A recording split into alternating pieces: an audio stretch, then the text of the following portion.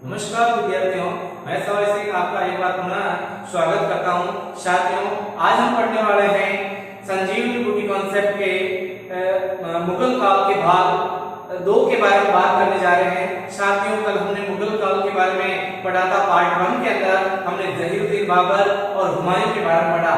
साथियों, हमने साथ में शेरशाह सूरी अर्थात उसके सूर्यवंश के बारे में भी जानकारी ली थी।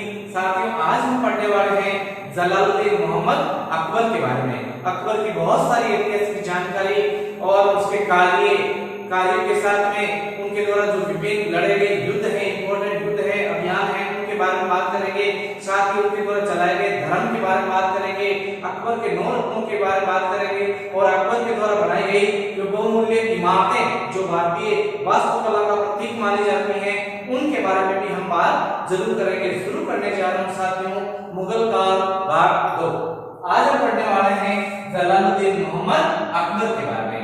जलालुद्दीन मोहम्मद अकबर का समय जो देखने को मिलता है, हालांकि मैंने यहाँ पर समय जन्म से लिखा, लेकिन शासनकालीन समय जो शुरू होता है 1556 से होता है। 1542 से लगाकर 1605 ईस्वी तक अकबर का कार्यकाल देखने को मिलता है। साथियों, मुगल काल का अगर बात करें हम स्वर्णिम युग, तो वो अकबर का काल बताया जाता है। साथियों, अब हम बात करते हैं जलालुद्दीन अकबर के बारे में ऐतिहासिक जानकारी की।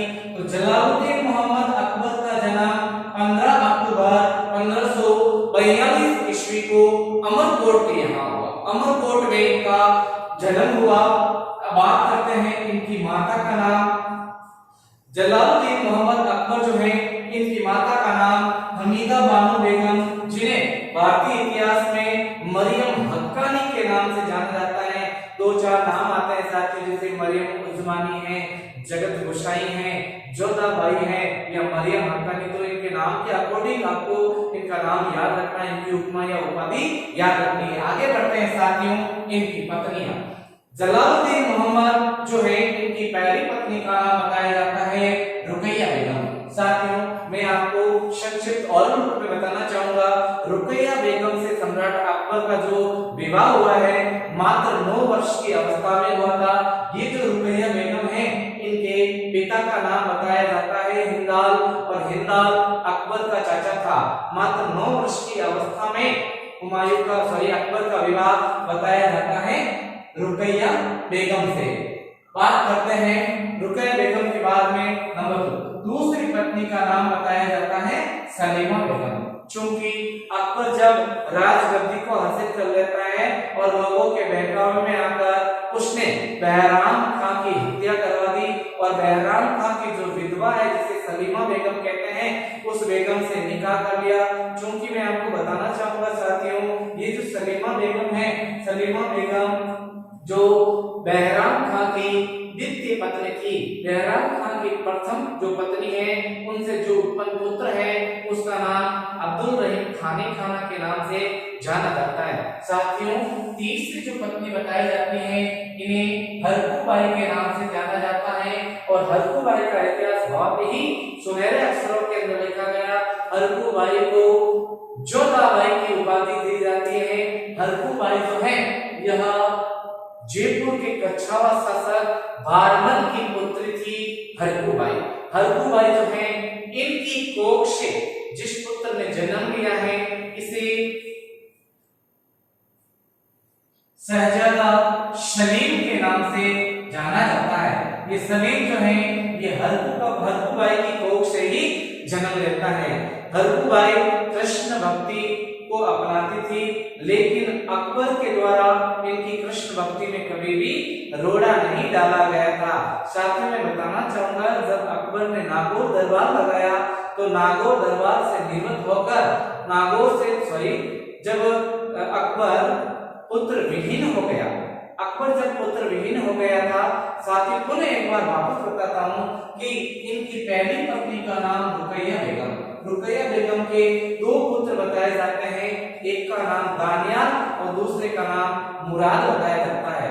दानियाल और मुराद दोनों ही किशोर अवस्था तक इतने भयंकर रूप से शराब पीने लगे थे कि इनके फेफड़े पूरे खराब हो गए, जिसके कारण किशोर अवस्था में ही इनकी मृत्यु हो जाती है। दानियाल और मुराद की जब मृत्यु हो जाती है तब अकबर दर दर सूफी संतों के जो मजारे हैं इनके ऊपर माथा टेकने जाता है पुत्र प्राप्ति करने के लिए। और जब अकबर गया है अजमेर, कहते हैं अकबर 14 बार जियारत करने अकबर अजमेर आया था। जब अजमेर आया था अकबर तो अजमेर से निकलते समय यह जयपुर पहुंचा, जहां पर बारमल ने अकबर की अधीनता स्वीकार करके अपनी पुत्री हरकूबाई का विवाह, जिसे जोधाबाई कहते हैं, का विवाह शामल के निकट अकबर से इनका विवाह कर दिया था। अब हम बात करते हैं साथियों आगे बढ़ते हुए कि सम्राट अकबर जो है इनके प्रमुख पुत्र कौन कौन से देखने को मिलते हैं। तो सम्राट अकबर के दो पुत्र जिनका नाम दानियाल और मुराद, ये रुकैया बेगम की कोख से इन दोनों पुत्रों ने जन्म लिया और इनका मतलब किशोर अवस्था में ही इनकी मृत्यु हो जाती है। सलीम जो है सम्राट अकबर का तीसरा पुत्र, जिसे जहांगीर के नाम से जाना जाता है, जो अपनी शादियों के लिए बहुत ही प्रसिद्ध रहा था। क्योंकि जब हरकूबाई से जब अकबर का विवाह हुआ तो अकबर और हरकूबाई की कोख से जो पुत्र उत्पन्न हुआ उसे सलीम कहते हैं। क्योंकि अकबर को पहले से ही धक्का लग चुका है, दानियाल और मुराद दोनों पुत्र खत्म हो गए। ऐसी अवस्था में अकबर ने अपने पुत्र सलीम को अपने पास न रखते हुए इसे सैन्य अभियान पर भेज दिया गया, जहां पर शस्त्र शास्त्र विद्याओं से इसे पारंगत किया था। आगे बढ़ते हैं साथियों, बात करते हैं सम्राट अकबर के राज्याभिषेक की। सम्राट अकबर जो है इनका राज्याभिषेक 14 फरवरी 1556 ईस्वी में कन्नानूर, जो गुरदासपुर पंजाब में स्थित है, यहाँ पर वजीर बहराम खान की अध्यक्षता में या फिर उनकी उपस्थिति में सम्राट अकबर का राज्याभिषेक बताया जाता है। लेकिन राज्याभिषेक होने के बाद में भी 1560 से 62 ईस्वी के दौरान ये जो शासन है मुगल शासन, इसे जो संभालने का कार्य दाई-ए-भंगा व वजीर बहराम खान के द्वारा इसे हैंडल किया जाता था। इन दोनों के द्वारा जो ये शासन चलाया जाता था, भारतीय इतिहास अर्थात मुगल काल में इसे पेटीकोट शासन के नाम से जाना जाता है। आगे बढ़ते हैं साथियों, बात करते हैं वजीर। सम्राट अकबर का जो वजीर है इसे बहराम खान के नाम से जाना जाता है। बहराम खान ने बहुत सारी सैन्य उपलब्धियां हासिल की हैं और अकबर का जो साम्राज्य है चारों दिशाओं के अंदर फैलाया था।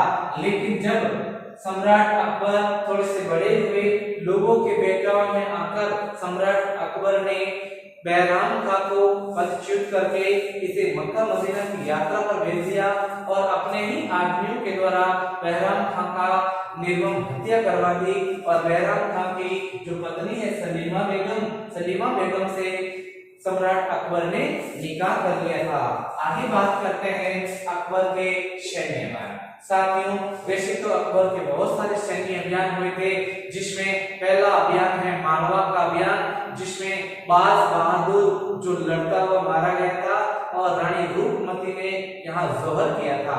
दूसरा अभियान मैं आपको और रूप में समझा रहा हूँ, इम्पोर्टेंट, वैसे सबसे इम्पोर्टेंट आपके उदयपुर और जो युद्ध प्रसिद्ध है उसे द बैटल ऑफ हल्दीघाटी कहा जाता है। दूसरा अभियान था इनका चुनार का अभियान। चुनार जो पड़ता है उत्तर प्रदेश को जीतने के लिए चुनार का अभियान किया गया था। तीसरा जो अभियान है इनका वो है आपके आमेर का अभियान, और आमेर अभियान के तहत सम्राट अकबर की अधीनता बारमल ने स्वीकार कर ली थी। चौथा अभियान जो देखने को मिलता है मेड़ता का अभियान, और मेड़ता का जो अभियान है ये 1562 ईस्वी के अंदर अकबर की सेना के द्वारा इसे अंजाम दिया गया। इंपॉर्टेंट जो अभियान है इसे उदयपुर के अभियान के नाम से जाना जाता है। उदयपुर का अभियान 1567 से लगाकर 1568 के दरमियान हुआ, और इस अभियान के तहत चित्तौड़ जो है यहाँ का शासक बताया जाता है उदय सिंह को वीर सैनिक जयमल और सिसोदिया ने इन्हें जंगल में भेज दिया और किले की रक्षा करते हुए अपने प्राण न्यौछावर कर दिए। और इनकी वीरता से प्रसन्न होकर सम्राट अकबर ने जयमल और तथा सिसोदिया की जो गजारूप प्रतिमा जो है यह फतेहपुर सीकरी के अपने लाल किले के दुर्ग के द्वार पर रखवाई गई थी और यही चित्तौड़ का द्वितीय शाखा बताया जाता है। बात करते हैं साथियों नागौर दरबार की। चूंकि सम्राट अकबर जो है सर्वधर्म समभाव आदि को अपनाता था, हर एक धर्म का महत्व समझता था और आदर करता था, चूंकि फिर भी अकबर ने राज्य जीतने या फिर अपने साम्राज्य को विस्तार करने के लिए राजस्थान को जीतना जरूरी समझा और राजस्थान समूचे राजपुताने को जीतने के लिए इसने नागौर के अंदर 1570 ईस्वी में नागौर दरबार लगवाया। चूंकि मैं आपको बताना चाहूंगा साथियों, इस नागौर अभियान के अंदर सर्वप्रथम सबमिट होने वाले शामिल होने वाला जो शासक बताया जाता है वो बीकानेर का शासक कल्याणमल और रायसिंह बताया जाता है। लेकिन सवाल ये पूछा जाता है कि नागौर दरबार के अंदर उपस्थित होकर अकबर की अधीनता स्वीकार न करने वाले प्रमुख शासक जिनमें मारवाड़ का शासक राव चंद्रसेन बताया जाता है और दूसरा शासक बताया जाता है महाराणा प्रताप बताया जाता है। अब हम बात करते हैं great battle of Haldi Ghati. Haldi Ghati का युद्ध, हल्दी घाटी का जो युद्ध है यह 18 जून 1576 ईस्वी में महाराणा प्रताप और अकबर की सेना अर्थात सेना नायक मान सिंह के बीच में लड़ा गया था। 4 शिष्टमंडल भेजे गए थे अकबर के द्वारा महाराणा प्रताप को समझाने के लिए, लेकिन महाराणा प्रताप ने अधीनता स्वीकार नहीं की थी। महाराणा प्रताप और अकबर के बीच में जो ये हल्दी घाटी का युद्ध हुआ था, इसके अंदर महाराणा प्रताप की जो सेना है इन्होंने जो युद्ध पद्धति अपनाई थी इसे गुरिल्ला युद्ध पद्धति कहते हैं और ये अकबर की सेना ने जो युद्ध पद्धति अपनाई थी उसे छापामार पद्धति इसे बाबर के द्वारा जो आयोजित की गई थी वो पद्धति अपनाई गई थी। हालांकि गुरिल्ला पद्धति जो है यह यहाँ पर कारगर सिद्ध हुई थी, क्योंकि हल्दी घाटी का जो क्षेत्र है उबड़ खाबड़ खड्डे आदि से सुसज्जित होने के कारण मुगल सेना को यहाँ पर गंभीर समस्या का सामना करना पड़ा। ये जो हल्दी घाटी का युद्ध जो है साथियों यह अनिर्णायक युद्ध होता है भारतीय इतिहासकार के अनुसार। इस युद्ध का कोई भी रिजल्ट नहीं निकलता है। बात करते हैं हल्दी घाटी का जो युद्ध है, इस युद्ध को भारतीय इतिहासकारों ने या फिर अन्य इतिहासकारों ने और किस युद्ध के नाम से इसे जाना जाता बताया जाता है कि हल्दी घाटी का जो युद्ध है जिसे the battle of Haldi Ghati कहा जाता है, इसे पहला नाम मिला है मेवाड़ की थर्मोपली। मेवाड़ की थर्मोपली इस युद्ध को नाम देने वाले थे कर्नल जेम्स टोड, जिसे घोड़े वाले बाबा के नाम से भी जाना जाता है। कर्नल जेम्स टोड ने अपनी पुस्तक the annuls and the antiquities of Rajasthan के अंदर इसका वर्णन किया है। नंबर 2, दूसरा नाम दिया गया है इसे गोगुंदा का युद्ध। गोगुंदा का युद्ध कहा है इसे बदायूं। और तीसरा जो नाम खड़ा है इस हल्दी घाटी युद्ध का खमनोर का युद्ध। खमनोर का युद्ध कहने वाला था अबुल फजल। क्या नाम? अबुल फजल के नाम से इसे जाना जाता है। अबुल फजल जो है ये अकबर कालीन जो इतिहास लिखने में सर्वप्रसिद्ध पुस्तक का नाम अबुल फजल की पुस्तक का नाम बताया जाता है आईने अकबरी। आईने अकबरी जो ग्रंथ है ये फारसी भाषा के अंदर लिखा गया था। साथियों अब हम बात करते हैं सम्राट अकबर जो है इनके प्रसिद्ध 9 रत्नों के बारे में। सम्राट अकबर के दरबार की शोभा बढ़ाने वाले प्रसिद्ध विद्वान जो हुए हैं इनमें सर्वप्रथम नाम आता है बीरबल। बीरबल का वास्तविक नाम महेश दास था और चूंकि अकबर के द्वारा जो एक धर्म जिसे दीन ए इलाही कहते हैं, दीन ए इलाही धर्म को सर्वप्रथम स्वीकार करने वाला जो अनुयायी है उसे बीरबल के नाम से जाना जाता है। दीन ए इलाही जो धर्म है ये अकबर के द्वारा स्थापित कर दिया गया था और दीन ए इलाही धर्म का जो शब्दोच्चारण है, शब्दोच्चारण जो बताया जाता है यह है अल्लाह अकबर।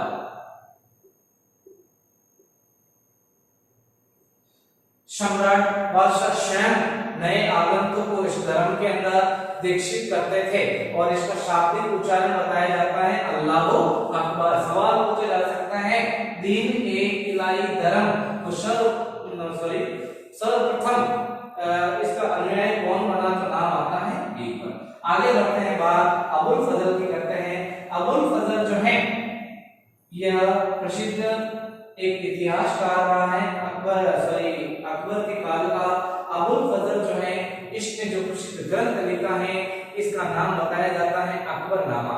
अकबरनामा जिसके 3 भाग देखने को मिलता है। तीसरा जो प्रसिद्ध भाग है इसे आईने अकबर के नाम से जाना जाता है। और अकबर काल का सर्वप्रसिद्ध जो इतिहास हमें देखने को मिलता है साथियों, सर्वाधिक आपको अबुल फजल का आईने अकबरी में ही हमें देखने को मिलता है। आईने अकबरी में अबुल फजल ने मुगल कालीन कृषि, राजस्व इन सब का समावेश कर रखा है। नंबर 3 अब्दुल रहीम खाने खाना, ये उच्च कोटि का विद्वान था, कविताएं लिखने में माहिर था।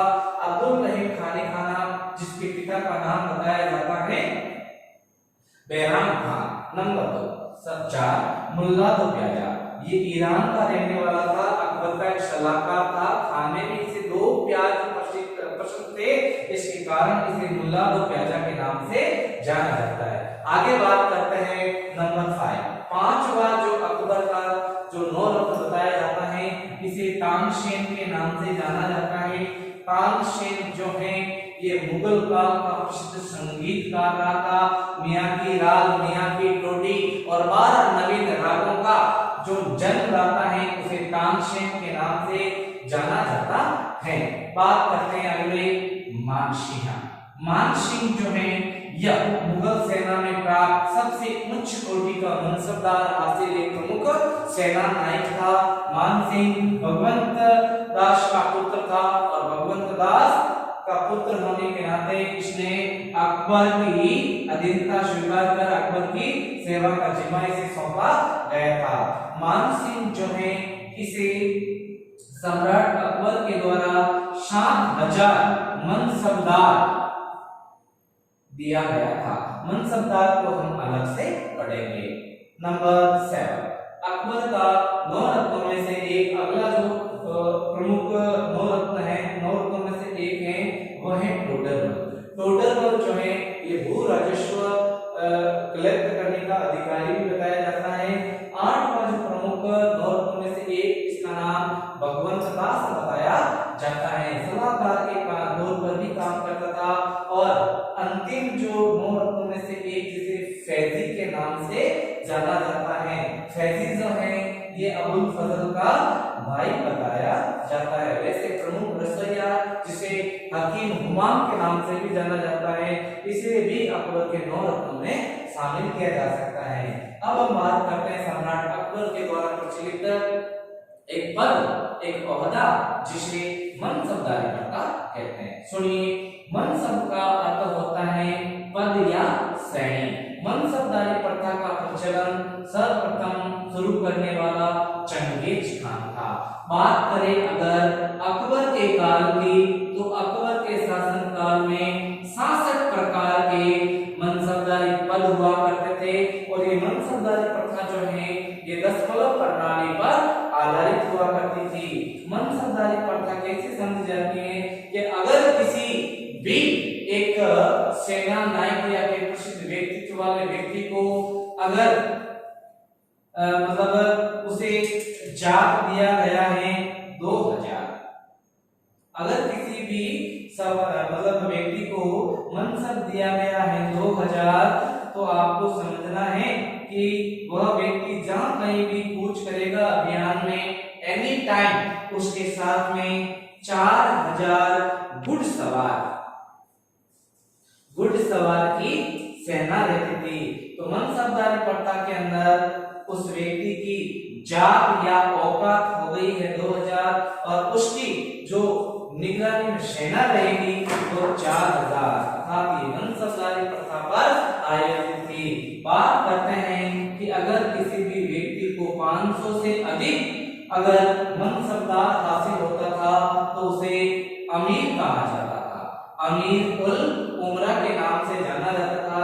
इतिहास गवाह है कि 5000 से अधिक अगर मनसबदार मिलता था तो वो केवल राज परिवार के सदस्यों को ही मिलता था, क्योंकि इतिहास में सर्वाधिक जो मनसबदार दिया गया है 7000, वो केवल और केवल राजा मानसिंह को दिया गया था। साथियों, अब हम बात करते हैं सम्राट अकबर की ऐतिहासिक उपलब्धियों के बारे में, उनके महत्वपूर्ण कार्यों के बारे में हम बात कर लेते हैं। साथियों, अकबर जो है इन्होंने अपनी जो राजधानी है, राजधानी अकबर ने दिल्ली से बदलकर अपनी राजधानी फतेहपुर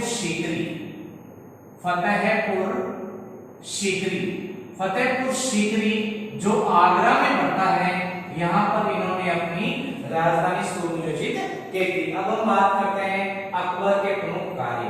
सम्राट अकबर ने जो काम किए हैं प्रमुख रूप से जो जनता का हितैषी बन गया था, उनमें जो प्रमुख कार्य देखने को मिलते हैं वो 1562 ईस्वी में सम्राट अकबर के द्वारा जो है दास प्रथा का अंत किया गया था।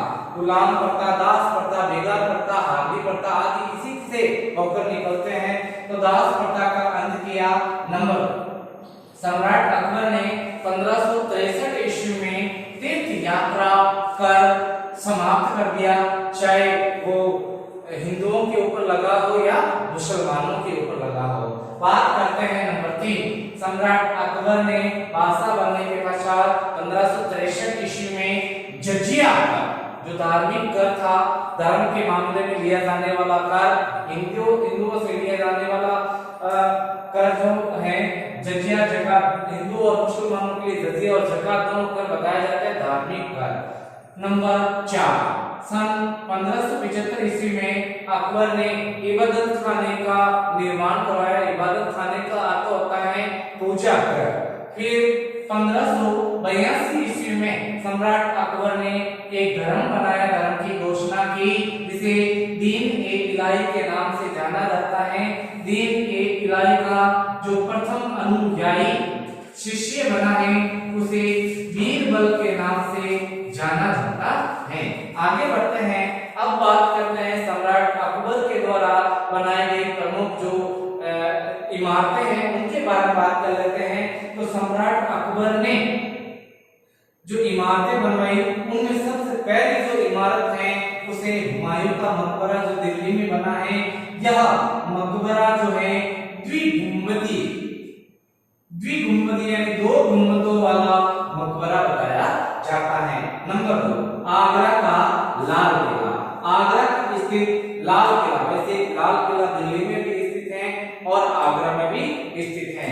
लाल किला जो आगरा में सब दिल्ली में स्थित है, इसका निर्माण शाहजहां ने करवाया था, लेकिन आगरा के अंदर जो स्थित है इसका निर्माण अकबर ने करवाया था। आगरा का लाल किला, इसी किले के अंदर बीरबल का महल, जोधाबाई का महल आदि प्रमुख जो इमारतें निर्माण करवाई थी। अब हम बात करते हैं शेख सलीम चिश्ती। सम्राट अकबर जब पुत्र विहीन हो गया था तो ये गुरु शेख सलीम चिश्ती के सानिध्य में पहुंचा और उनके आशीर्वाद से सम्राट अकबर को पुत्र रत्न की प्राप्ति हुई, जिसके कारण सम्राट अकबर ने अपने पुत्र का नाम सलीम रखा। सलीम उर्फ शेखू बाबा के नाम से भी इसे जाना जाता है। शेख सलीम चिश्ती की दरगाह चिश्ती का मकबरा जो है यह भी आपके आगरा अर्थात फतेहपुर सीकरी में स्थित है। बुलंद दरवाजा, यह बुलंद दरवाजा लगभग जमीन से 176 फीट की ऊंचाई पर बना विश्व का सबसे बड़ा जो दरवाजा है ये बुलंद दरवाजे के नाम से जाना जाता है। सम्राट अकबर के द्वारा इसे आगरा में बनवाया गया था। बात करते हैं आगे, अकबर के द्वारा जामा मस्जिद जो लाल बलुआ पत्थर और संगमरमर का एक सुंदर मिश्रण देखने को मिलता है, इसका निर्माण सम्राट अकबर ने कहां करवाया था? आगरा में करवाया था। ये मस्जिद कहां स्थित है? आगरा के अंदर स्थित है। अब हम बात करते हैं सम्राट अकबर के नाम अन्य उपलब्धियों की। साथ ही बताना चाहूंगा आपको मौखिक रूप में, सम्राट अकबर एक निरक्षर बादशाह था, जिसे पतंगबाजी और कबूतरबाजी, कबूतरों को दाना डालना बहुत ही मतलब अच्छा लगता था। और सम्राट अकबर जो है इसके द्वारा सन 1573 ईस्वी में सम्राट अकबर ने मतलब पहली बार समुद्र को देखा था। सम्राट अकबर एक निरक्षर बादशाह बताया जाता है। अब हम बात करते हैं सम्राट अकबर की मृत्यु के बारे में। सम्राट अकबर की मृत्यु 25 अक्टूबर 1605 ईस्वी पेचिश रोग के कारण हो गई थी। पेचिश रोग पेट गड़बड़ होता है, पेचिश रोग के कारण इनकी मृत्यु हो जाती है। और मृत्यु होने के बाद में सम्राट अकबर जो है इनका मकबरा निर्माण करवाने वाला नाम जहांगीर, जहांगीर जिसे शेखू बाबा या सलीम के नाम से जाना जाता है। अब ये जो मकबरा है सम्राट अकबर का, ये विश्व प्रसिद्ध क्यों है? क्योंकि सम्राट अकबर का जो मकबरा है ये अन्य मकबरों से बिल्कुल अलग बताया जाता है। अलग थलग होने के कारण स्थापत्य कला के अंदर इसे अलग बताया जाता है। सम्राट अकबर का जो मकबरा है इसके चारों कोनों पर 4 लंबी लंबी मीनारें बनाई गई हैं। चूंकि दूसरी बात, सम्राट अकबर का जो मकबरा है ये गुंबद विहीन है। मकबरे के ऊपर जो गुंबद बनाया जाता है ये गुंबद नहीं है, इसके कारण भी अन्य मकबरों से ये अलग बताया जाता है। नंबर 3, पिरामिड नुमा। ये जो सम्राट अकबर का जो मकबरा है ये पिरामिड के आकार का बना है, इसके कारण भी ये अन्य से अलग है। और कहां पर स्थित है साथियों, ये सवाल पूछा जा सकता है। तो सम्राट अकबर का जो मकबरा ये सिकंदरा के अंदर, जो आगरा के अंदर स्थित है, बताया जाता है। साथियों बताना चाहूंगा फतेहपुर सीकरी जो है यह यमुना नदी के किनारे बताया जाता है। साथियों मुगल कालीन पार्ट 2 में अब हम बात करते हैं मुगल कालीन अगले शासक के नाम, जिसका नाम सलीम उर्फ जहांगीर के नाम से इसे जाना जाता है। सलीम जो है इसे सम्राट अकबर द्वारा प्यार से शेखू बाबा कहकर भी पुकारा जाता था। सलीम नाम रखने के पीछे भी एक मतलब एक औचित्य था कि शेख सलीम चिश्ती की जो दरगाह है, शेख सलीम चिश्ती के आशीर्वाद से ही अपनी शेख सलीम चिश्ती की कुटिया में इनका जन्म होने के कारण इनका नाम शेखू बाबा और इन्हें सलीम कहा जाता था। बात करते हैं सलीम के कार्यकाल की। सलीम का जो कार्यकाल टोटल देखा जाता है 1605 से लगाकर 1627 ईस्वी। चूंकि सलीम जो है इनका जन्म 30 अगस्त 1569 ईस्वी को इनका जन्म होना बताया जाता है। बात करते हैं शहजादा सलीम की माता का नाम। तो शहजादा सलीम जो माता है इनका नाम हरकुबाई, जिन्हें सलीम प्यार से मरियम उज्जमानी के नाम से उद्बोधित करता था। आगे बढ़ते हैं, बात करते हैं शहजादा सलीम जो है इनके राज्याभिषेक। शहजादा सलीम जो है इनका राज्याभिषेक 3 नवंबर 1605 ईस्वी को आगरा के फतेहपुर सीकरी में इनका राज्याभिषेक किया गया था। चूंकि ये जो सलीम हम पढ़ रहे हैं साथियों, ये अपनी शादियों के लिए बहुत ही जाना गया, शादियों के लिए चर्चा में रहा है, चर्चा का विषय बन गया था। चूंकि मैंने पहले बताया साथियों कि अकबर के 2 पुत्र ऑलरेडी पहले मर चुके थे, जिसके कारण अकबर ने सलीम को लाड प्यार से नहीं पाला, बल्कि इसे एक सैन्य अभियान में, सैन्य शिविर में भेज दिया, जहां अनेक अनेक कष्टों को सहते हुए जब से सलीम घर आया, उस समय मुल्तान में एक छोटा मोटा फेस्टिवल आयोजन ऑर्गेनाइज किया गया था। वहां अकबर द्वारा इसे अपने साथ लेकर जाता है सलीम को, और वहीं पर अकबर द्वारा अनारकली को देखा जाता है। बात करते हैं सम्राट जहांगीर जो है अपनी शादी के कारण क्यों प्रसिद्ध रहा था। तो जहांगीर की जो प्रेम कहानी जो है ये पनपी है अनारकली के साथ में। अनारकली यह प्रसिद्ध नृत्यांगना थी, और जब यह जहांगीर अपने पिता अकबर के साथ में जब यह मुल्तान पहुंचे हैं उस फेस्टिवल के अंदर, उत्सव के अंदर, और अनारकली को देखकर उसे ही देखते रह गए। चूंकि मैं आपको बताना चाहूंगा साथियों, सम्राट अकबर द्वारा जहांगीर का जो निकाह है इसका वचन दे चुका था जयपुर के राजा भगवंत दास को, इसलिए अकबर इसे अपने रास्ते से हटाना चाहता था और सम्राट अकबर द्वारा जहांगीर को एक सैन्य अभियान पर भेजकर अनारकली को जीवित दीवार में चुनवा दिया गया था। अब हम बात करते हैं जहांगीर की पहली शादी के बारे में। जहांगीर का प्रथम जो विवाह है यह भगवंत दास जो है भारमल के पुत्र भगवंत दास की पुत्री मानबाई से इनका 1585 ईस्वी में विवाह हुआ और मानबाई जो है इनके जो पुत्र उत्पन्न हुआ इसे खुसरो के नाम से जाना जाता है। चूंकि मानबाई जो है इन्हें जहांगीर के द्वारा अंधा करवा दिया गया। साथियों बताना चाहूंगा जहांगीर जो है यह बहुत ही ज्यादा शराब का सेवन करता था। शराबी शराब का ज्यादा सेवन करता था और शराब के कारण मानबाई ने सब लोग इनसे परेशान हुआ करते थे। चूंकि जब विरोध किया गया तो मानबाई की हत्या करवा दी, इन्हें अंधा करवा दिया गया है। किसके द्वारा? जहांगीर के द्वारा। पहला विवाह मैंने बता दिया। साथियों अब हम बात करते हैं दूसरे विवाह के बारे में। जहांगीर का जो दूसरा विवाह हुआ है यह मोटा राजा उदय सिंह जो मारवाड़ का शासक था, मारवाड़ के शासक मोटा राजा उदय सिंह की पुत्री मन्नूबाई के साथ में इनका विवाह हुआ।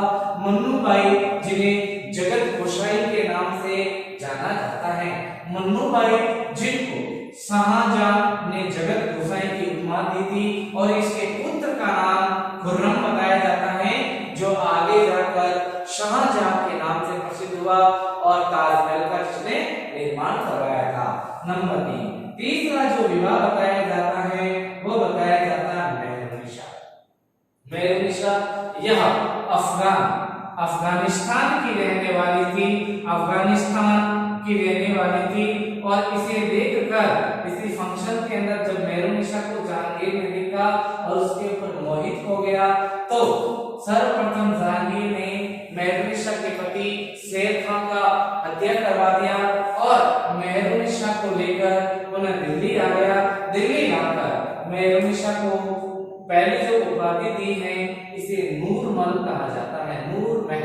नूर महल का मतलब होता है मेरे महल की सुंदरता और बाद में जो इसे उपाधि दी गई इसे नूरजहां के नाम से जाना जाता है, पूरे विश्व की खूबसूरती। और नूरजहां जब भारत आए साथियों तो अपने पिता गयास बेग, अपनी माता अस्मिता आदि को अपने साथ में लेकर आई और जहांगीर के शराबीपन का फायदा उठाते हुए पूरा का पूरा मुगलिया सल्तनत का शासन जो है इसने अपने हाथ में ले लिया। बताना चाहूंगा साथियों मेहरुनिसा की मां जिसे अस्मिता बेगम के नाम से जाना जाता है, सर्वप्रथम गुलाब के फूलों से इत्र बनाने की टेक्निक जो है सर्वप्रथम मेहरुनिसा की माता अस्मिता बेगम ने ही इजाद की थी। बात करते हैं जहांगीर के पुत्रों की।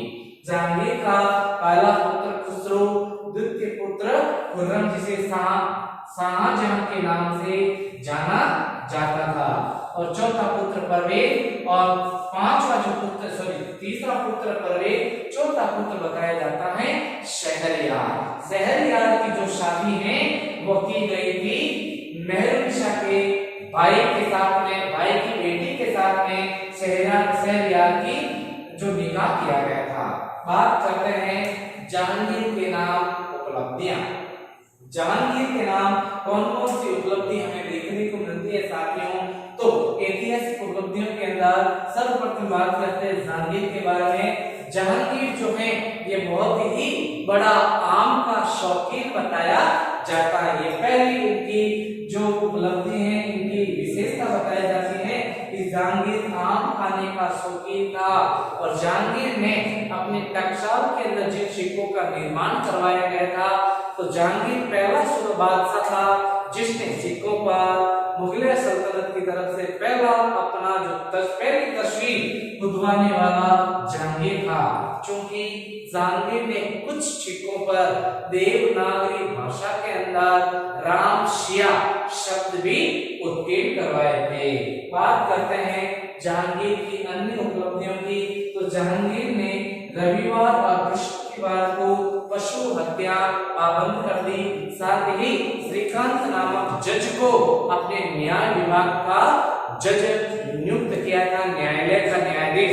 आगे बढ़ते हैं, जहांगीर ने रविवार और बृहस्पतिवार को पशु हत्या पाबंद कर दी और जहांगीर ने सर्वप्रथम जो प्रथम बार रक्षाबंधन का त्योहार मनाया वो मनाया था 1612 ईस्वी में। रक्षाबंधन का त्योहार जहांगीर ने कब मनाया, सवाल पूछा जा सकता है, तो 1612 ईस्वी।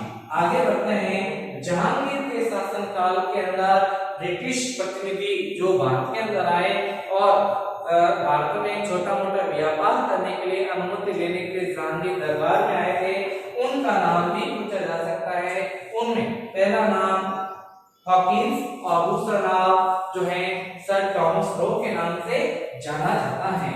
और अंतिम जो उपलब्धि देखते हैं हम जहांगीर की, जहांगीर कालीन भारतीय संत जो हुए हैं सूरदास जी ने बहुत ही प्रसिद्ध एक रचना जिसे सूर सागर के नाम से जाना जाता है की रचना की बताई जाती है। बात करते हैं जहांगीर की मृत्यु। जहांगीर चूंकि शराब और बहुत सारी नशीले पदार्थों का उपयोग करता था और एक समय जब वो कश्मीर से लाहौर आ रहा था, उसी समय रास्ते में दमा नामक घातक अटैक के कारण 28 अक्टूबर 1627 ईस्वी को लाहौर में जहांगीर की मृत्यु हो जाती है और इनका मकबरा जो है यह शाहदरा में नूरजहां के द्वारा इनका मकबरा लाहौर के अंदर स्थित और रावी नदी के तट पर इनका मकबरा बनाया जाता है। साथियों, मुगल कालीन भारतीय इतिहास पार्ट 2 के अंदर आज हमने जलालुद्दीन मोहम्मद अकबर और जहांगीर के बारे में पढ़ा। धन्यवाद।